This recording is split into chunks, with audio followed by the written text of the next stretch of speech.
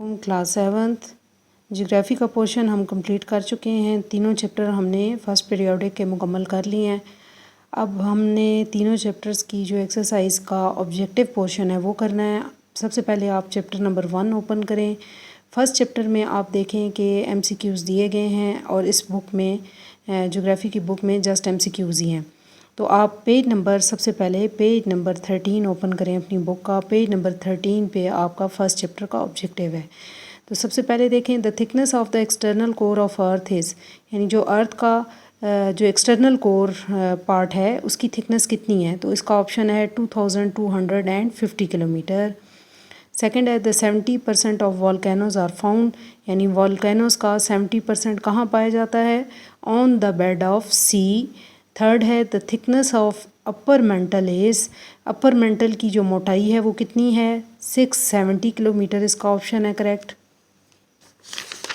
Next है in 1985 volcanism took place in Indies mountain volcano and loss of life was about 20,000। इसका option है 20,000। The instrument to measure the intensity of earthquake is seismograph, यानी earthquake की शिद्दत को major करने के लिए जो इंस्ट्रूमेंट यूज़ होता है उसको हम क्या कहते हैं, वो है सिस्मोग्राफ। उसके बाद आप चैप्टर नंबर 3 पे आ जाएं जो हमने कंप्लीट किया था। पेज नंबर 33 पे इसका ऑब्जेक्टिव दिया हुआ है। पेज नंबर 33 ओपन करें। The layer of atmosphere near earth is known as troposphere, यानी सबसे पहली जो लेयर अर्थ के साथ एटमॉस्फेयर की अर्थ के करीब लगती है वो कौन सी है, troposphere.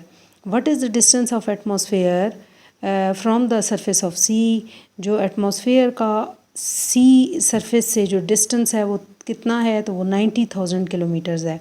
Which gas is use for cooling in refrigerators, refrigerators को कूल करने के लिए कौन सी गैस इस्तेमाल होती है, तो वो CFC गैस है, दैट इज़ क्लोरोफ्लोरोकार्बन्स।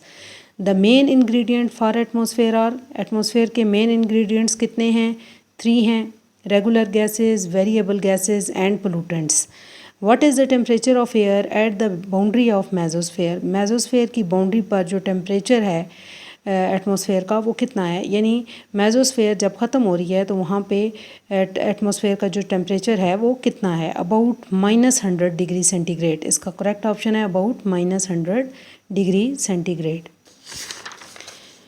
उसके बाद आप चैप्टर नंबर 6 पे आ जाएं। पेज नंबर 65 पे इसका ऑब्जेक्टिव दिया गया है। 64, 65 पे सबसे पहले आप देखें the height of stratus from the surface of earth is, तो ये सबसे पहले जो लो लेवल क्लाउड्स पड़ा था उसमें इसकी एग्जांपल स्ट्रेटस की दी हुई थी। लो लेवल क्लाउड्स के अंदर स्ट्रेटस आता है तो इसकी हाइट 2000 मीटर्स है।